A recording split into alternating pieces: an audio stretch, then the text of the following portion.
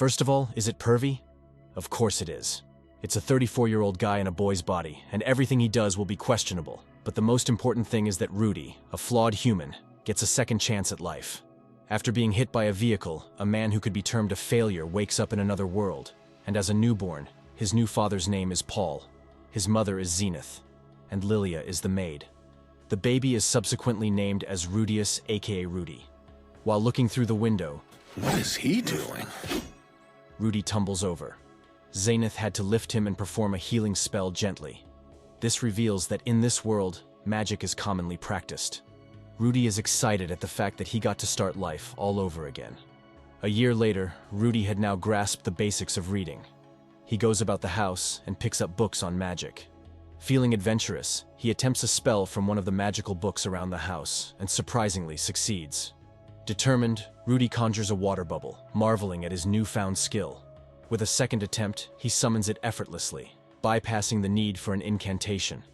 However, his excitement is short-lived as he loses balance, causing the bubble to burst and soak him. Exhausted from expending his low MP, mana, or chakra, he collapses and becomes unconscious. Upon awakening, he finds his mother and the maid, assuming he fell asleep and wet himself. As Rudy continues practicing his magic, he discovers that each attempt becomes more robust and effortless. Excited by his progress, he ventures into intermediate magic, Inner might. Splash. only to blast a sizable hole through the wall of his house. While his mother is thrilled by his magical prowess, Darling, did you hear that? I always knew our little boy was a genius. his father remains adamant about instilling swordsmanship skills in him. Thus, a compromise is reached. Rudy will receive magic tutoring in the mornings and swordsmanship training in the afternoons. Rudy's magic tutor, Roxy Magurdia, is welcomed with a big party. At first, Rudy's Roxy never wanted to teach Rudy because she felt his parents had poor knowledge of magic. Strength to rise again. Healing!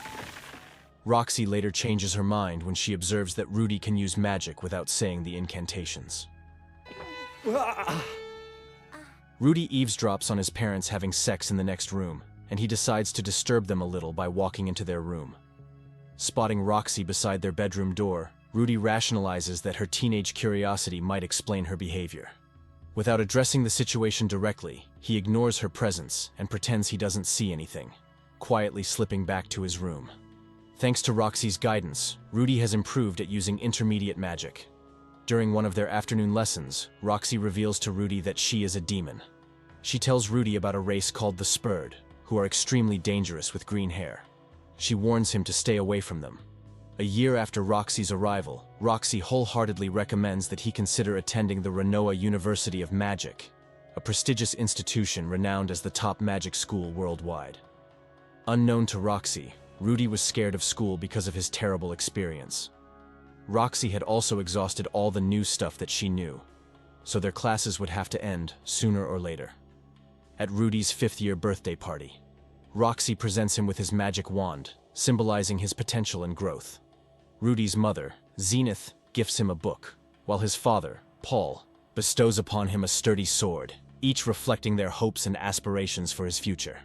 Roxy takes Rudy to a remote location for his final exam the following day. Roxy helps him to overcome his fear of the outside world. They journey to a desolate location to practice magic, where Roxy takes the lead in demonstrating spells. However, her attempt summons a fierce storm and strikes Caravaggio, Rudy's family horse. Quick to rectify her mistake, Roxy swiftly heals the horse. Now, it's Rudy's turn, and he astounds Roxy by casting a spell even larger and more powerful than hers. Impressed by his progress, Roxy congratulates him, declaring he had officially graduated from her teaching. The next day, Roxy departs.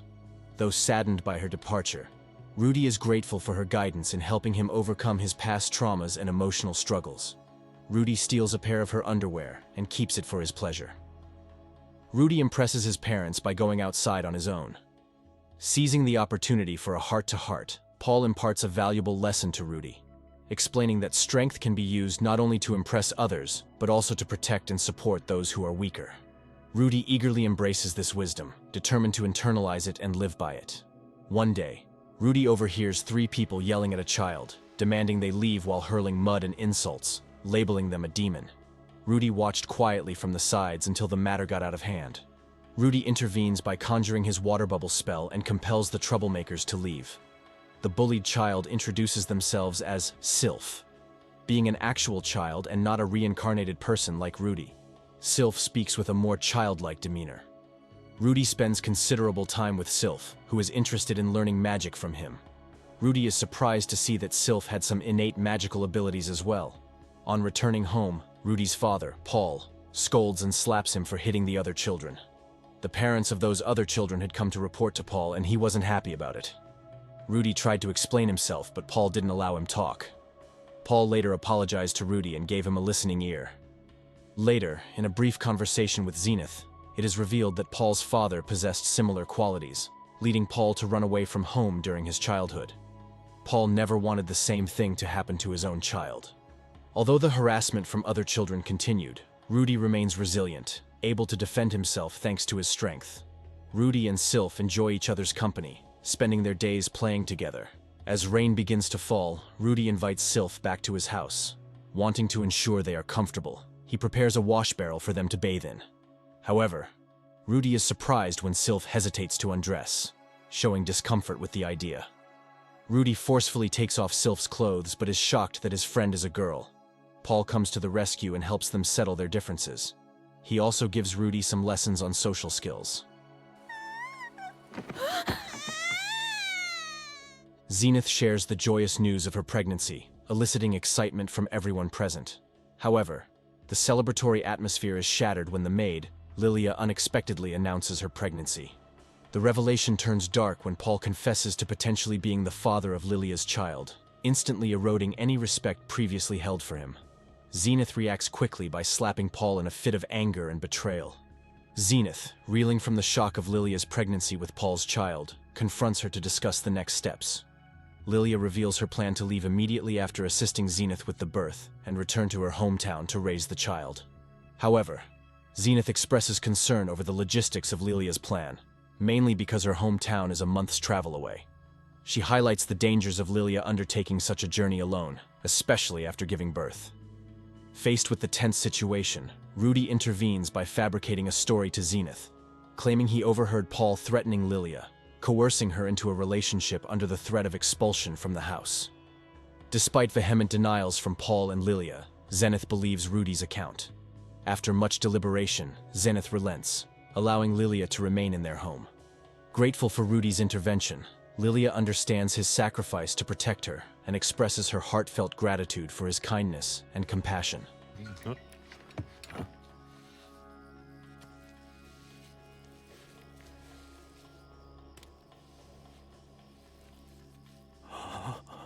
Paul presents Rudy with the option of attending school, emphasizing that Rudy's existing reading, writing, and mathematics skills render formal education unnecessary in his eyes. While thinking of what to do, Rudy shares his predicament with Sylphie, who then pleads with Rudy not to leave, prompting him to consider staying in the village and focusing on helping her develop into his ideal partner, an unsettling notion. However, Rudy's perspective shifts when Paul delivers a letter from Roxy advising him to seek admission to the Renoa University of Magic if he's struggling with his magical abilities. During dinner, Rudy makes an ambitious request to his father, asking if he could cover the tuition fees for Sylphie and him to attend Renoa University. After a brief back and forth, Paul agrees. A woman named Ghislaine arrives at Paul's residence, where Paul and Zenith warmly greet her.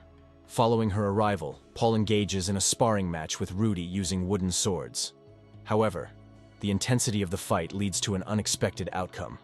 Rudy is struck so forcefully that he loses consciousness. Upon regaining consciousness, Rudy finds himself aboard Ghislaine's carriage.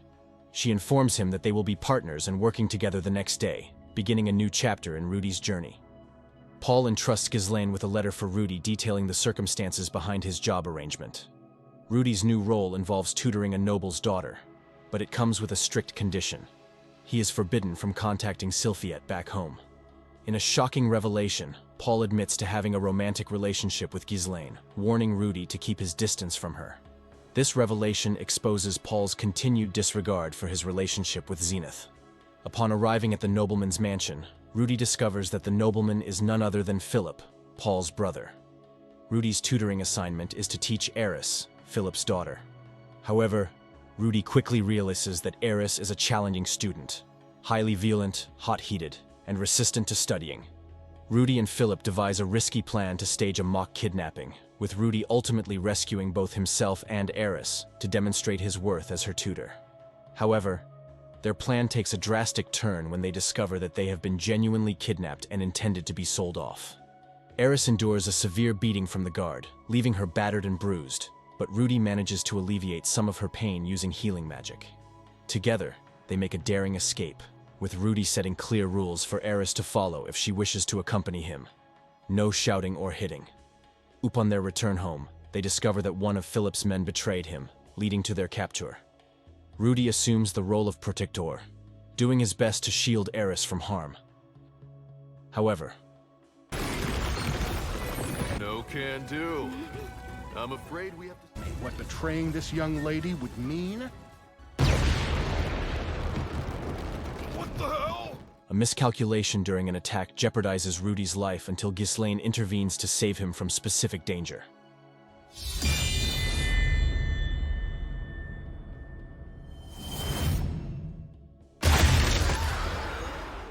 As the day ends, Eris makes a surprising decision, expressing her willingness for Rudy to stay and continue tutoring her.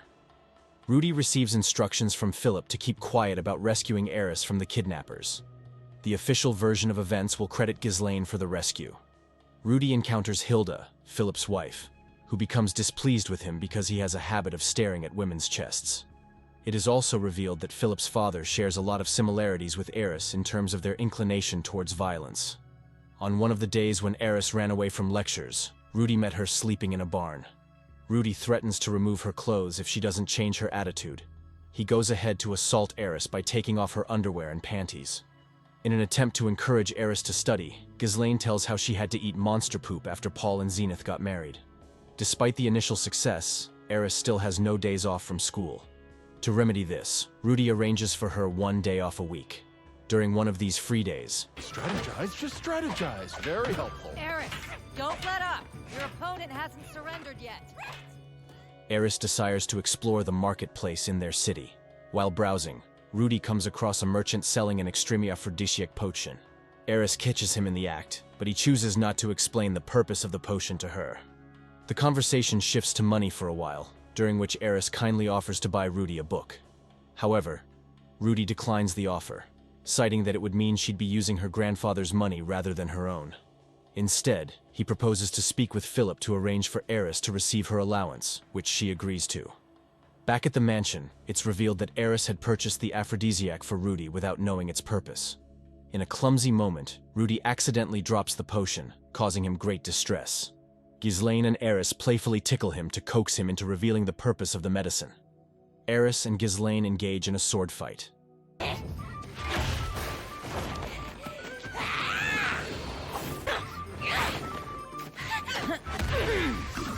Ghislaine is impressed by Eris's progress and commends her skills.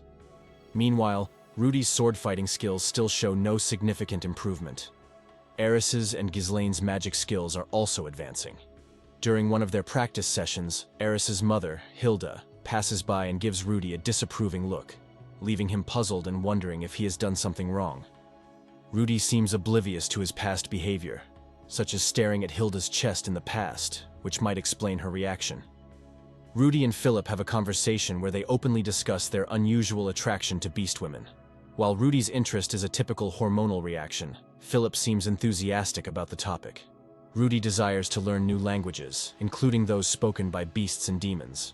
Philip permits him to access books on these subjects from his library.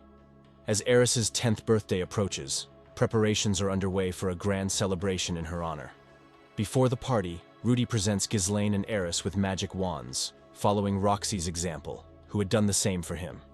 In a gesture of familial bond, Ghislaine gifts Eris one of her rings, a precious heirloom passed down from her beastkin tribe.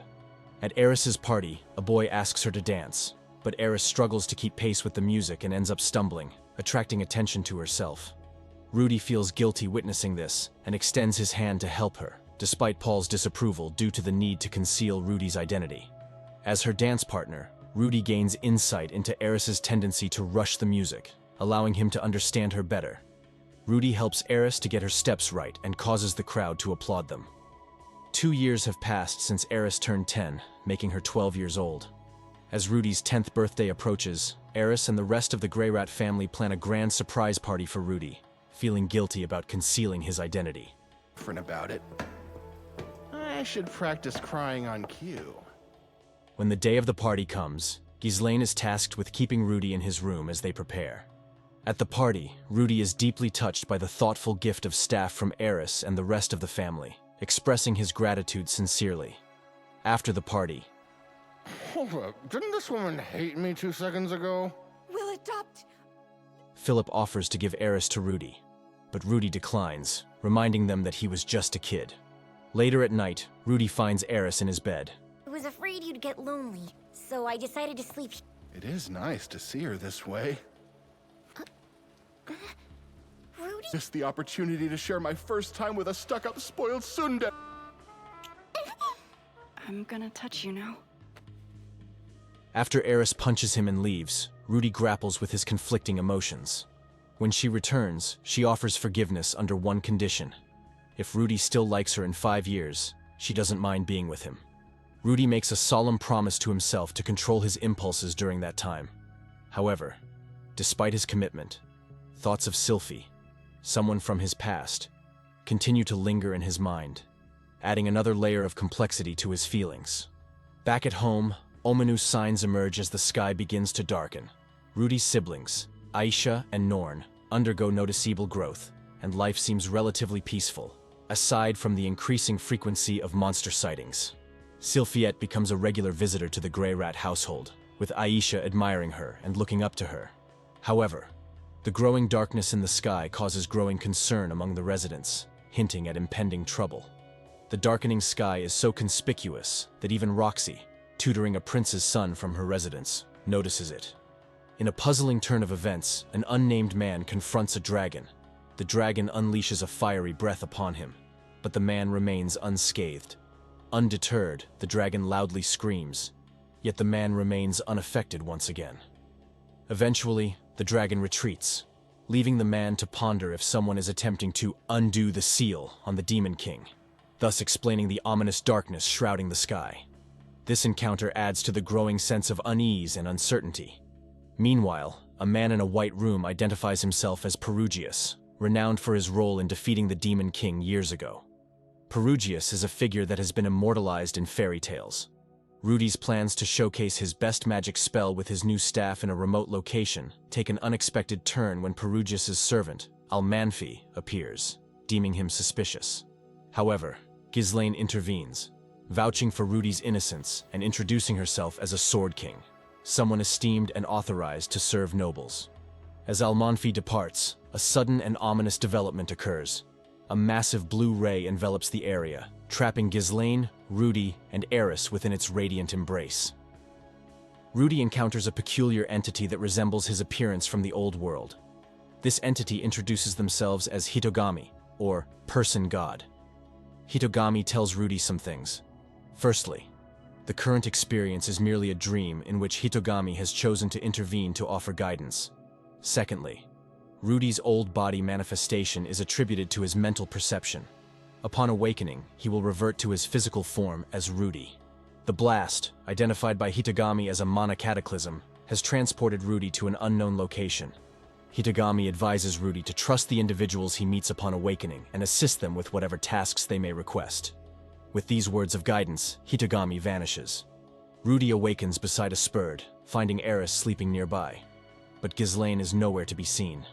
The spurd introduces himself as Ruiyerd and resolves to return Eris and Rudy home. Their travels lead them to stumble upon a demon village, where the inhabitants all possess distinctive blue hair. One of the villagers notices Rudy's necklace and inquires about it, prompting him to reveal that he received it from his master, Roxy.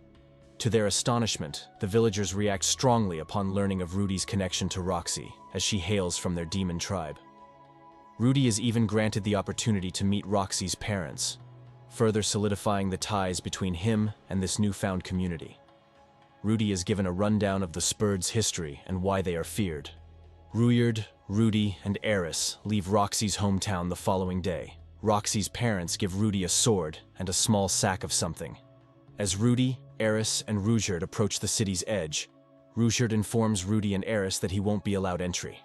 Revealing his feared nickname, Dead End, Rudyard explains that he is widely dreaded across the demon continent. In a clever attempt to disguise Rudyard's distinct green hair, Rudy finds some blue goo nearby to camouflage Rudyard's hair, allowing him to blend in more seamlessly and evade unwanted attention. As Rudy calculates their finances, he realizes they are running out of cash. Rudy assures Eris that they will find a way to overcome their challenges and eventually make their way back home. In his dream, Rudy is visited once more by Hitogami, who urges him to undertake a quest to find a lost kitten. Rudy accepts the quest the following morning and uses his red diamond, referred to as his third eye, to pinpoint the location of the missing kitten. To their surprise, they uncover a disturbing truth. A group of unscrupulous adventurers has been orchestrating the kidnapping of small animals, only to return them when quests to find them are posted at the guild. This revelation sheds light on the exploitation of quests for personal gain. Rudy, Eris, and Rudyard corner the group of adventurers against a wall, demanding answers about their nefarious activities. Rudyard kills one of the adventurers, Loman. At the same time, Rudy issues a stern ultimatum to Loman's remaining guildmates.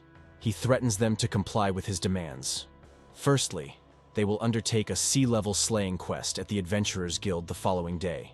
Secondly, they are to agree to a quest swap with Dead End, allowing Rudy's group to tackle quests of a higher bracket than what the rules typically permit. Roxy scans through a massive board filled with names of those lost in the Mana Cataclysm. Thankfully, neither Rudy nor any of his kin are among them. Two individuals, a bearded man and a blonde woman, discuss knowing Paul. Roxy scribbles a message for Rudy and leaves it on the board. She mentions caring for Norn, but expresses concern over the absence of Aisha, Lilia, and Zenith. Deciding to search for them in Zenith's homeland of Millis, she trusts Rudy will return safely, so she isn't actively seeking him out. Meanwhile, Rudy, Eris, and Rudyard embark on a mission to explore the petrified forest and investigate a monstrous creature. Upon arrival, they encounter two teams, one led by a hefty pig demon and the other by Kurt with her two companions. Rudy suggests they shadow Kurt's team and intervene if the situation worsens. As the situation escalates, Rudy restrains Rudyard from intervening prematurely. However, Rudy's delay proves costly, resulting in the death of one of Kurt's guildmates. Despite Rudy's overwhelming guilt, Kurt reassures him that the responsibility lies with her group, not him. Kurt and her remaining companion depart from the forest, leaving Rudy to grapple with his remorse. They overhear the pig demon locked in a fierce struggle against the redwood cobra, the enigmatic monster they were tasked to investigate. They quickly intervene, but after defeating the monster,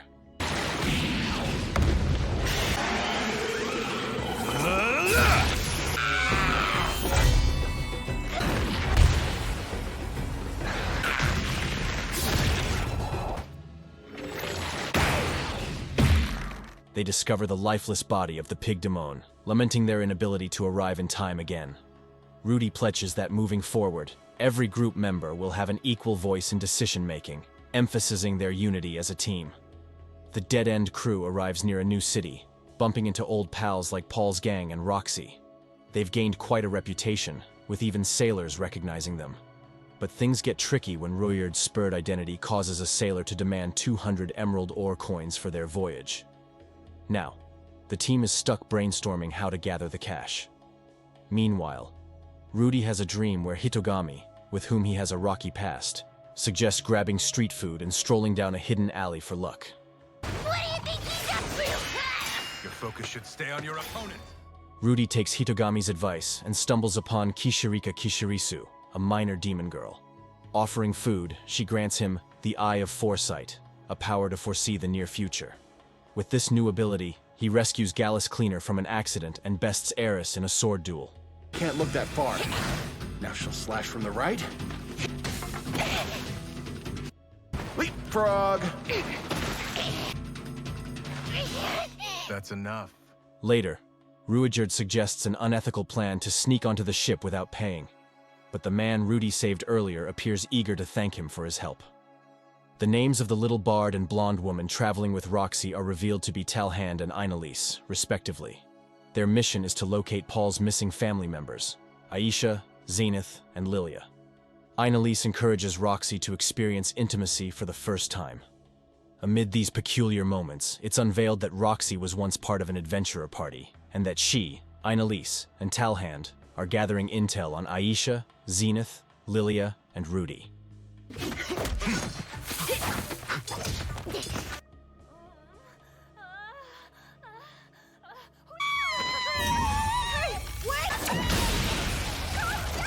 On the other hand, Rudy strikes a deal with Gallus to transport Rudyard to the next city, while sneaking Rudy and Eris aboard a boat for safety. Kindles. Our hearts pound. Our sweat flies. Yes, I will make fun of you. Upon reaching their destination, they stumble upon beastkin children imprisoned for sale. Feeling a moral obligation, Rudyard frees the children with Rudy's consent. However, when Rudy tries to rescue an enormous captive beast, he's mistaken for a captor by two beastkin who rush to save the children. Rudy finds himself paralyzed by a spell cast by the beastkin, leaving him unable to clarify the misunderstanding. Rudy sarcastically narrates his prison life. He endures insults and a cold shower from a beastkin woman who feeds him. In his cell, he meets Geese, a swindler. Rudy and Geese flee when the town erupts in flames due to Gallus Cleaner's scheme to capture more beastkin for profit. Rudy uses his magic to turn a rock into a key, freeing them from their cage. Amid the chaos, Rudy bravely confronts Gallus.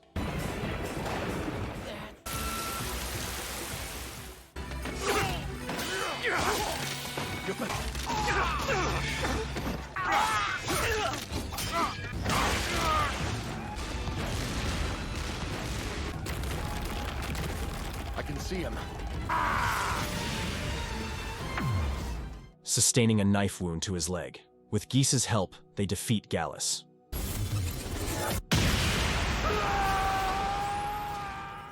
Upon waking, Rudy finds himself surrounded by the village chief of the Didoldia tribe, who apologizes for the misunderstanding. Eris and Rudyard appear, sharing their difficulties while attempting to rescue Rudy. Eris eagerly anticipates recounting their adventures to her grandfather, a devoted beastkin supporter. However, upon their return home, they discover that her grandfather, Sauros Boreas, is being executed for alleged incompetence in governing post-Mana Cataclysm.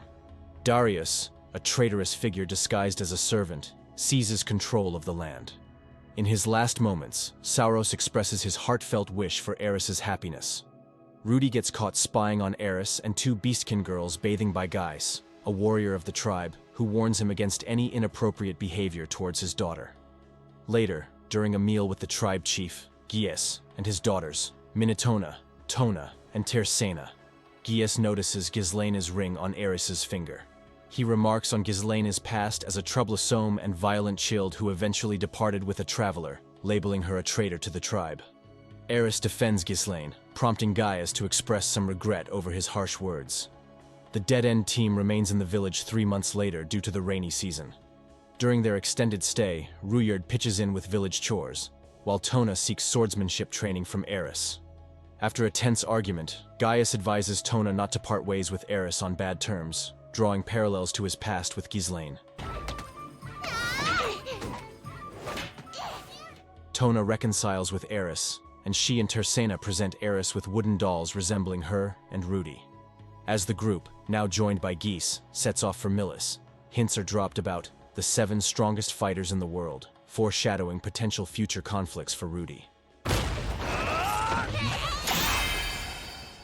Rudyard, Rudy, Eris, and Geese arrive in the capital of Millis, bidding farewell to Geese. Whoa! What happened?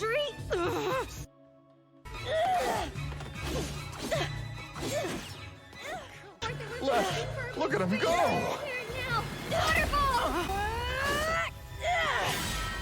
Oh, so close. Around like a cockroach, you deviant! Just hold out and... A surprising encounter unfolds with Paul, Rudy's father, as Rudy steps in to prevent what he perceives to be a kidnapping. Paul is unveiled to lead a group dedicated to rescuing enslaved individuals transported to distant continents. However, their reunion turns sour when Paul discovers that Rudy had disregarded his messages at the Adventurers Guild, opting instead to venture with Eris and Ruijerd. Shattered by the discovery that his family members Aisha, Lilia, and Zenith are still nowhere to be found and feeling guilty for not realizing it sooner, Rudy starts to reconsider his decisions. What's that, Matt? What do you want from me? I did my best! Why isn't that good enough? Rudy now had to face the consequences of his actions, even though Eris tried to reassure him. A flashback shows Paul's initial reaction to the mana cataclysm, where he struggles to care for Norn while stranded on a grassy plain. In the present timeline, Geese encounters a drunk Paul in a tavern and questions his lofty hopes for Rudy's adventure across the demon continent. This confrontation prompts Paul to make amends with Rudy the following day, resulting in a touching reunion between father and son at a bar. Yet, Eris keeps her distance from Paul.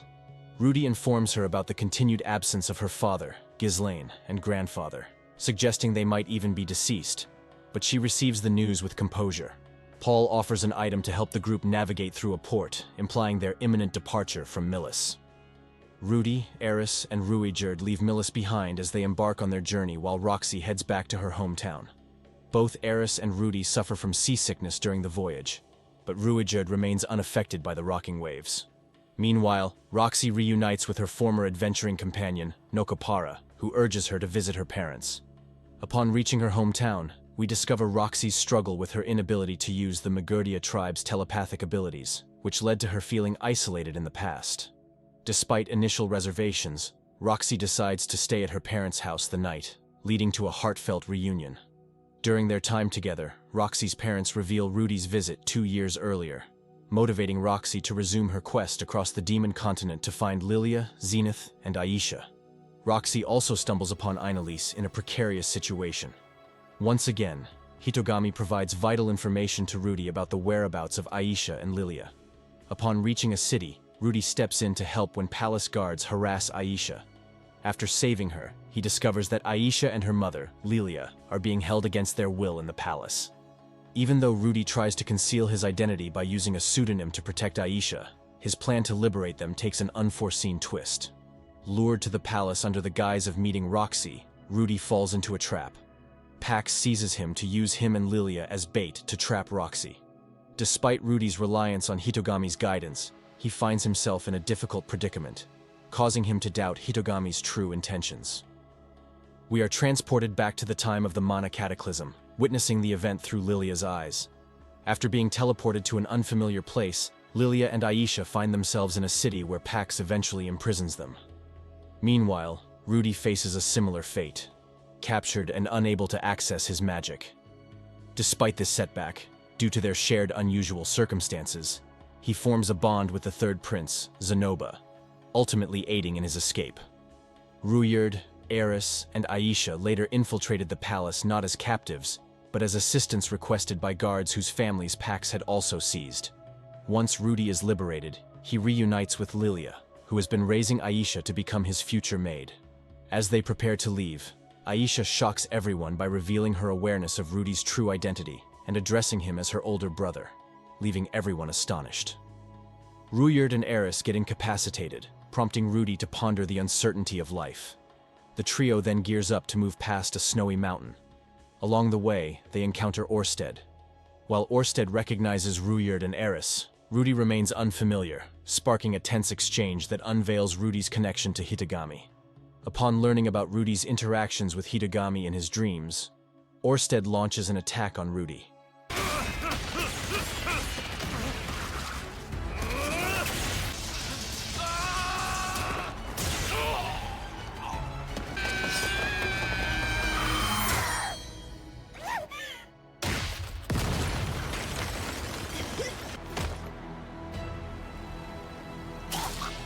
Inflicting a severe wound to his chest.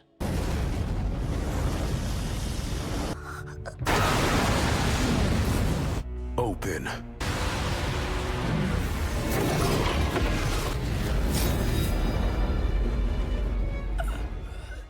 As Rudy's life hangs in the balance, he converses with Hitagami, expressing gratitude for the chance to redeem himself and rescue Aisha and Lilia. Hitagami discloses Orsted's status as one of the most formidable figures among the seven and the chilling effect of his curse, causing others to freeze in terror. Despite being on the brink of death, Rudy miraculously awakens in Eris's embrace, his wounds healed by Orsted with the assistance of Nanahoshi, his companion. Rudy goes through a lot of emotionally charged moments. It commences with Rudy sharing Hitagami's revelation about the waning curse on the Spurred with Ruijerd, leading to a poignant reaction as Ruijerd sheds tears. As Rudy and Eris journey back to the central continent, they stumble upon Rudy's abandoned hometown, triggering a flood of memories for Rudy. Ruijerd's sudden departure from Dead End is a distressing moment in the episode. Shortly after, Rudy and Eris stumble upon Ghislaine at a survivors' camp, where they learn that Zenith and Sylphiette are still missing. In another heartbreaking turn of events, Eris receives the devastating news of Philip, Hilda, and her grandfather's deaths. Adding to the unfolding drama, a new ruler ascending the throne demands Eris's hand in marriage, further intensifying the turmoil. In an unexpected twist, Eris seduces Rudy and shares a night.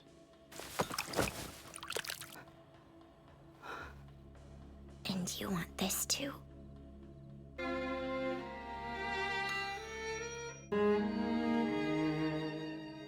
However, Rudy's joy at losing his virginity swiftly turns to despair when he discovers a clump of Eris's long hair and a note disclosing her intention to depart with Ghislaine on a secret journey. A heartbroken Rudy ends up shedding tears. Rudy's past is uncovered to reveal the depth of the bullying he endured and the unwavering support of his parents. As these poignant flashbacks unfold, we witness Rudy in his present state, confined to his bed and consumed by despair.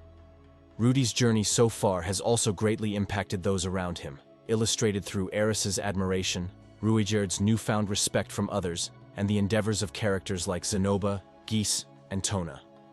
Meanwhile, Kishirika Kishirisu and Talhand engage in a drinking contest, where Kishirika, despite her small stature, emerges victorious over her opponent.